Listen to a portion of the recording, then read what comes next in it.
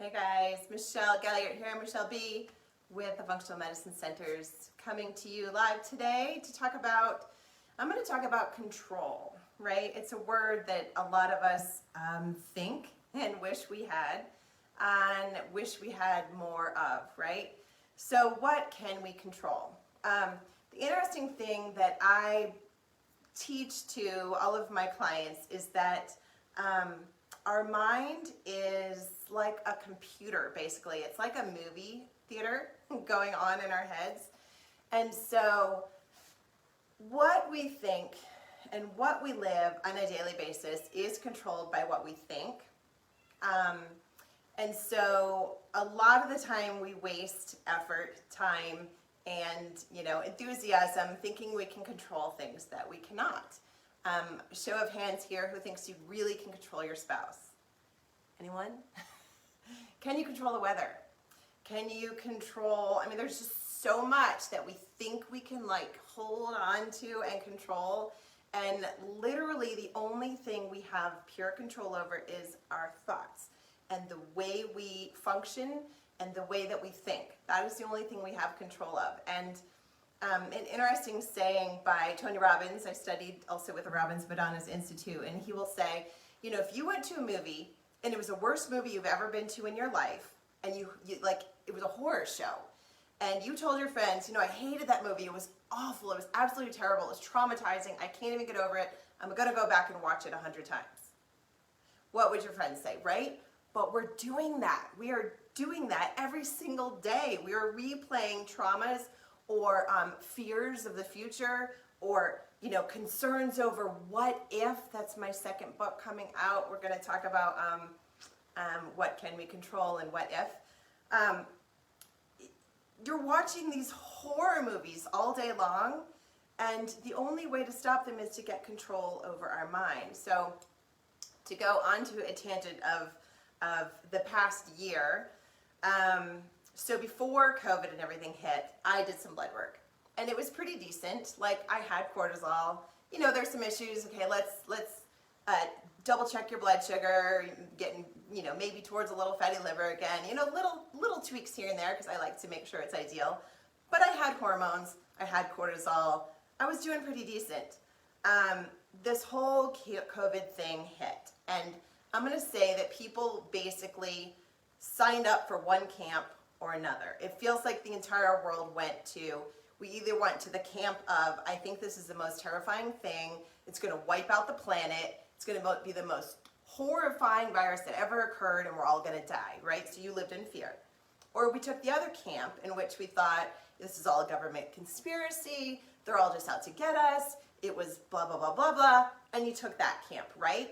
And you thought you were better than that camp. But let me just tell you, that camp was still living in just as much fear that the world is out to get us as the camp that was here saying the virus is out to get us, right? So either camp that you took, you were living in some form of fear or I'm better than or division, right? So we're living to some degree in constant fear, right?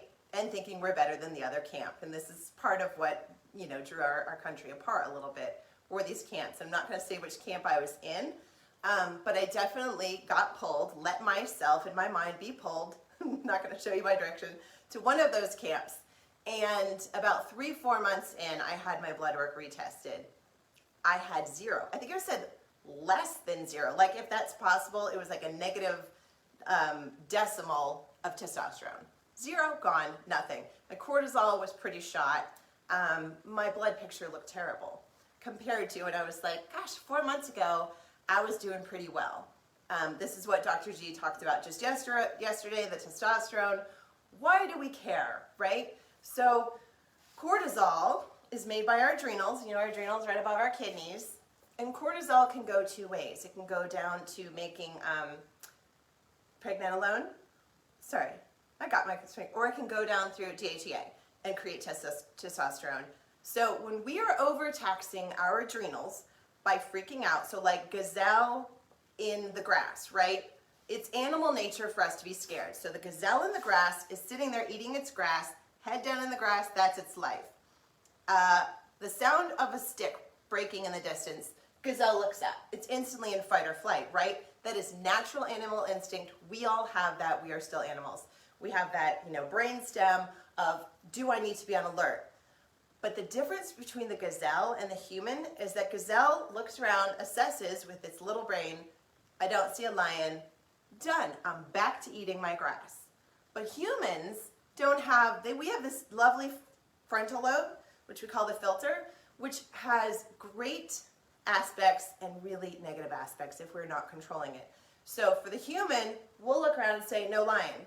But the frontal lobe goes, what if there was a lion and I just really can't see the lion? And what if the lion is hiding behind the tree? And what if it's still really there? And what about this? And well, I didn't remember to do the groceries and blah, blah, blah, blah, blah, blah, blah, blah, blah. That's what the rest of our brain does, because we don't have that shut off like the gazelle.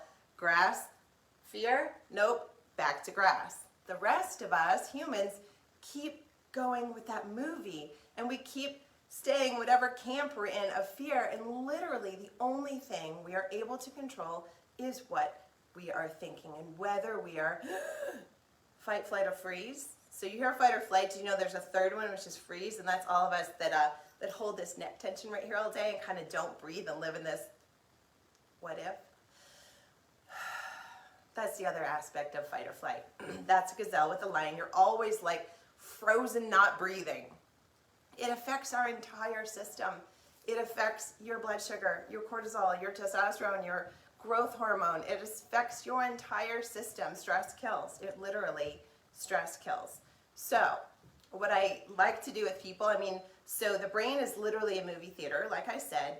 We can play with what movies you're playing in your mind all day. We can, if you're afraid of something coming up, I have a lot of clients like, I'm terrified of Mother's Day or graduation or something happening because I'm going to have to see so-and-so that I don't really like facing, or I didn't think I'd have to see again, or whatever it is.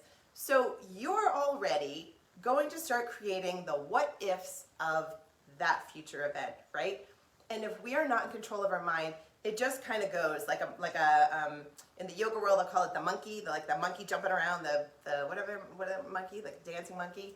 It is. Our brain is like all the time, if we are not saying no, this is what I'm choosing to focus on, this is what I'm choosing to think, this is what I'm allowing as my reality, and this is what I'm allowing to think and breathe and be and live my life. So we have to get that under control. So one way, if it's a future event like that, is to start picturing, make that movie screen, what you want it to be. What would you want to create for that future event?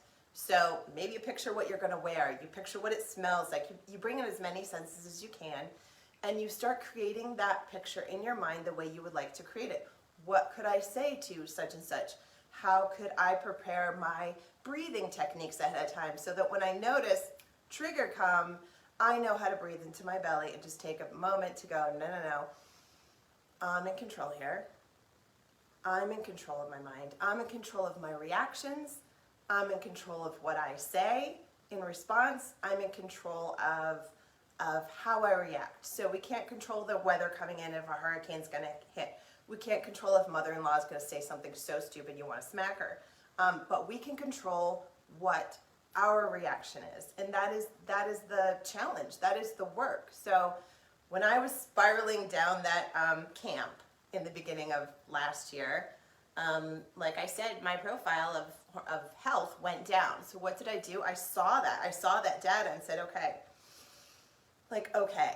I need to go back to deep breathing. I need to turn the freaking media off. Not Facebook Live for us, you still need to see us. But I turned the social media, the media, I stopped reading the emails. I stopped, they would come in with the news and I would swipe. I'm done. I started focusing on my life. I started focusing on building this business, on helping and giving. I started focusing on what I could do for my children, what I can do for me, what is happening right now in life that is what? Working. So what is working? If we focus on, I woke up today and I'm breathing. Look, my arms still work. I'm still able to move my legs and walk. Thank you, I can still move, breathe, do, and give.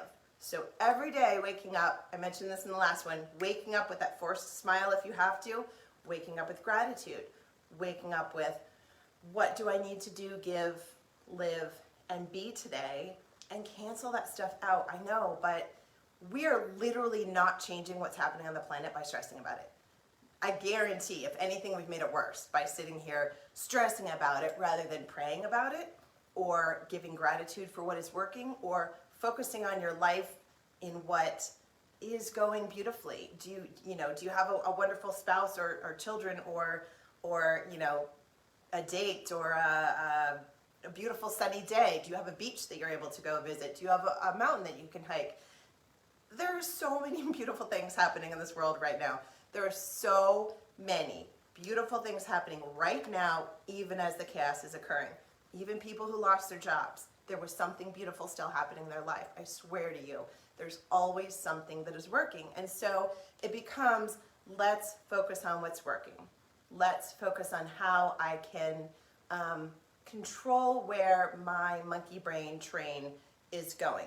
You get the reins of that monkey or horse, and you pull back and say, this is what I'm choosing to think about today. And yes, do I get hijacked? Obviously. I went on the camp and I got hijacked. We're all human. Seeing that data of my body being hijacked was a lot easier for me to say, okay, like I love my adrenals. Here's another one, ladies. For males too, it is part of the picture. But women have an actual set point when things shift in their hormones. When we go through menopause, when our ovaries are done making all those corticosteroid hormones or steroid hormones, it is up to our adrenals to take over. If your adrenals are already shot from living a life of pure stress, there's nothing left to give us those hormones that we need, and then we have to find other routes, right?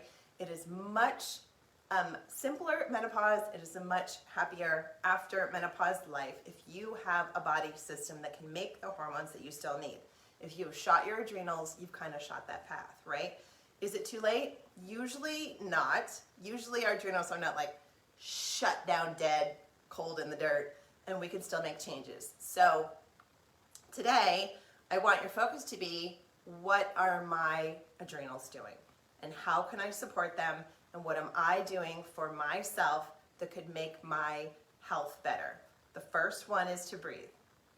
Yeah, literally, breathing is life, right? You woke up, what? Breathing. We woke up, we start life on the, through birth, that living aliveness on this planet. Yes, it starts at conception, but it's that first breath, right? When we are able to breathe, that is what is regulating our system. As soon as we're detached from mom, it is the breath that is regulating our system. So I do teach people, if you are breathing up here, you are setting off your system for fight or flight or freeze.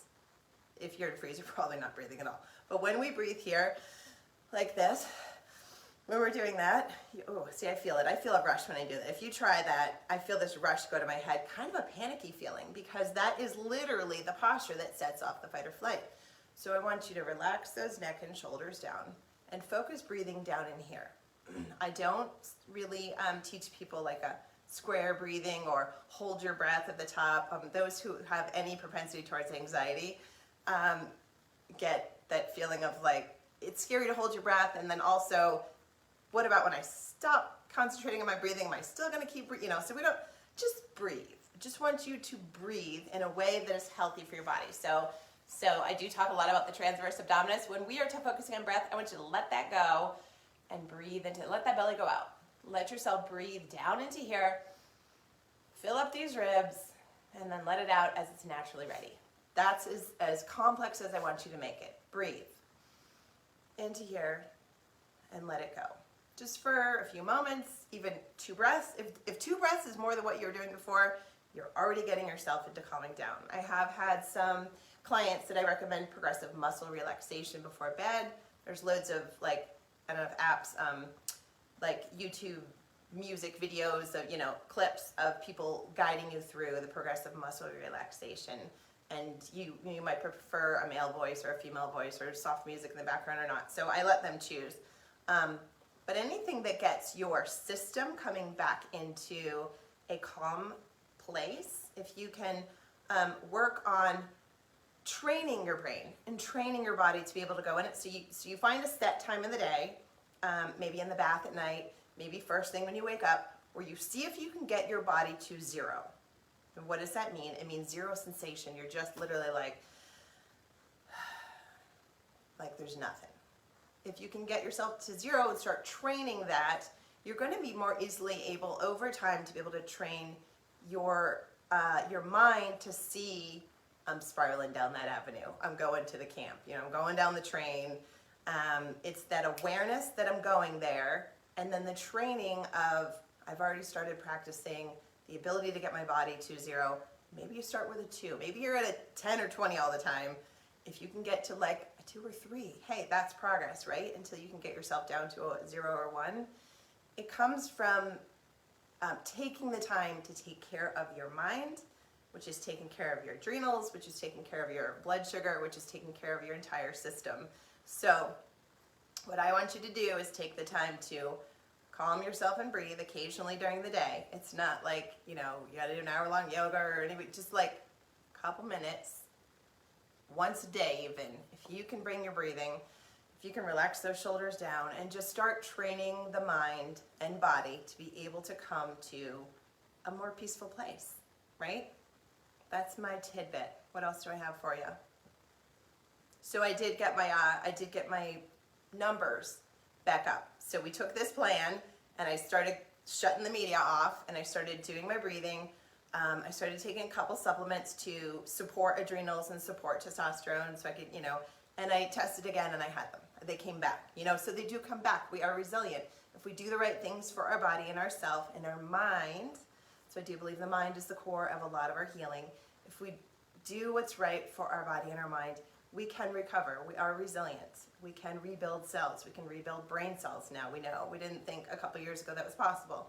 We can rebuild immune cells. We can rebuild a lot of things. And with a healthy, vibrant system, we can also control the expression of genetics, right? We can't maybe change our genes, but we can control whether it's expressing its negative side or whether it's kind of hanging out and being copacetic. So there's a lot we can control with the way we breathe, with the way we think, with whether we let that horse out of the barn with no reins and just going crazy and just thinking all day, or whether we say, no, all right, life is really good, life is working in my favor, and I'm breathing. So I woke up today with a purpose.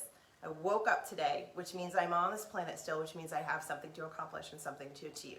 If you are here on this planet today, there's something you can give, there's someone you need to help, there's something you can still do, and there's some change you can make on the planet, but by taking action, not by stressing your mind out.